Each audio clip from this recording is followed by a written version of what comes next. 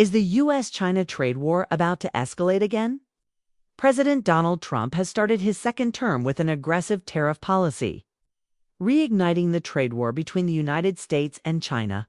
The question on everyone's mind is, how far will this conflict go? Can both economic superpowers come to an agreement? Or are we on the brink of another major global trade crisis? Trump has made it clear that if a deal with China cannot be reached, tariffs will become very, very substantial. His administration has already imposed a 10% tariff on Chinese imports and announced a 15% tariff on U.S. coal and liquefied natural gas exported to China. An additional 10% tariff on all Chinese products was introduced, and 25% tariffs were levied on goods imported from Canada and Mexico. The sudden escalation of tariffs turned the issue into the focal point of global trade.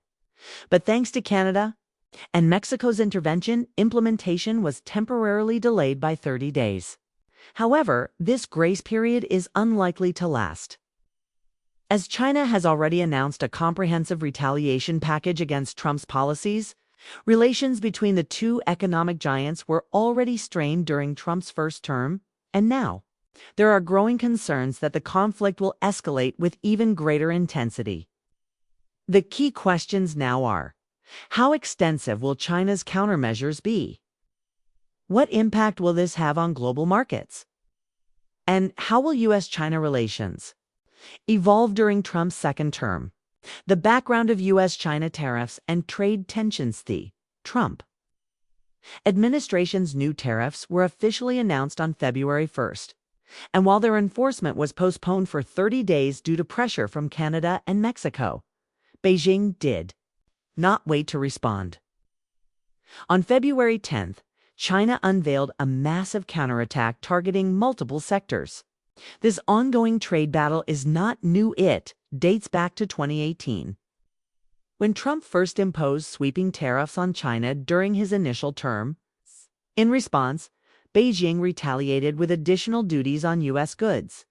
Neither side has been willing to back down, and now the dispute is flaring up again.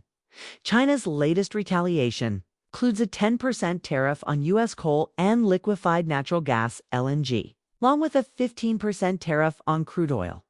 These measures will significantly impact U.S. energy exports, particularly in the fossil fuel sector. China is the world's largest coal importer, but it primarily sources coal from Indonesia and Russia, meaning U.S. coal already had a limited market share, while LNG exports from the U.S. to China had been growing in recent years. They still represent a small fraction of China's total LNG imports. These new tariffs will make it even more difficult for U.S. suppliers to compete in the Chinese market. Additionally, Beijing imposed a 10% tariff on U.S. pickup trucks, large cars, and agricultural machinery. However, China primarily imports pickup trucks from Europe and Japan, so the impact on American manufacturers may be limited. In the agricultural machinery sector, China has been working to reduce its dependence on foreign imports by boosting domestic production.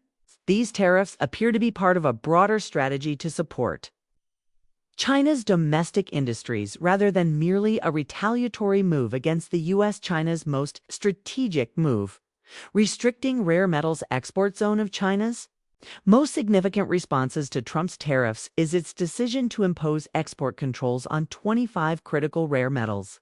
This is a major move because China dominates the global supply of these metals, refining approximately 90% of the world's total production. These materials are essential for military equipment, high-tech industries, and advanced manufacturing. Among the restricted metals is tungsten, which is crucial for aerospace and defense applications. Interestingly, China has not included certain high-tech metals imported from the U.S. in this restriction, at least for now. This selective approach suggests that Beijing is strategically protecting its own interests while keeping options open for future negotiations. However, if the trade war intensifies, China could expand these restrictions, which would have serious consequences for U.S. technology and defense industries beyond tariffs and export controls. China has also taken regulatory action against American companies. A new antitrust investigation into Google is widely seen as part of Beijing's broader retaliation strategy. Google has been banned in China since 2010, but it has maintained some presence through partnerships with local developers.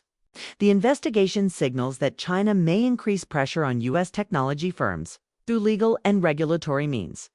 Another notable move is China's decision to add PVH Corp, the American company that owns fashion brands Calvin Klein and Tommy Hilfiger, to its list of untrustworthy organizations.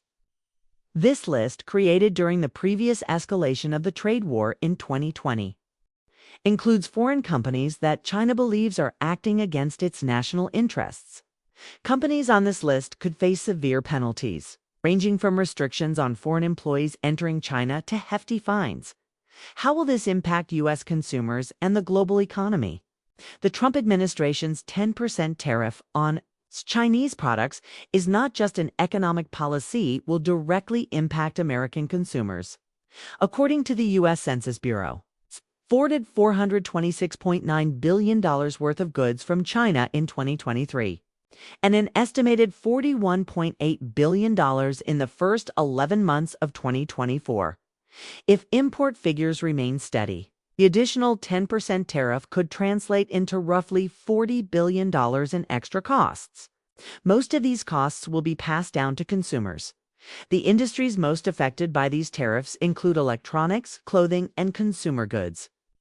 Computer and electronic products make up 30% of all Chinese imports to the U.S., with items like smartphones, monitors, and automatic data processors being particularly vulnerable to price hikes. China also supplies about a third of all textiles entering the U.S., which means clothing, bedding, and household textiles could become more expensive. Other high-impact categories include toys, sporting goods, lamps, and video games. Since 2018, the U.S. has gradually increased tariffs on China, leading to a 21% drop in Chinese imports in 2023. However, despite this decline, Chinese goods still make up a significant portion of U.S. imports. Trump has indicated that the 10% tariff may only be the beginning, and he has floated the idea of raising tariffs to 60%, a move that could trigger even more aggressive retaliation from China. Is this the beginning of a new trade war? China's latest moves suggest that it is prepared for a prolonged trade battle. The measures announced so far are just the first steps in what could become an escalating conflict. However, there is still a possibility of negotiations. During his first term, Trump frequently used tariffs as a bargaining chip, sometimes delaying or modifying them at the last minute. The current 10% tariff is significantly lower than the 60% rate he discussed during his campaign, which suggests that there is still room for negotiations before things escalate further. At the same time, Trump has made it clear that he intends to continue his hardline approach toward China. Shortly after taking office for his second term, he ordered a comprehensive review of U.S.-China economic relations, set to be completed by April 1st. The findings of this report could serve as the foundation for additional tariffs and economic measures against China. Trump justifies these policies by blaming China for the U.S. trade deficit and for allegedly violating trade agreements, despite the harsh rhetoric. Washington has also signaled a willingness to cooperate with Beijing on certain issues, such as ending the war in Ukraine. Even the proposed ban on TikTok, which had gained momentum in Congress, has been put on hold by the Trump administration, potentially as a bargaining tool in trade negotiations. On China's side, Beijing appears to be leaving the door open for diplomacy. While it has responded forcefully to Trump's tariffs, it has also taken measured steps to avoid a complete breakdown in relations.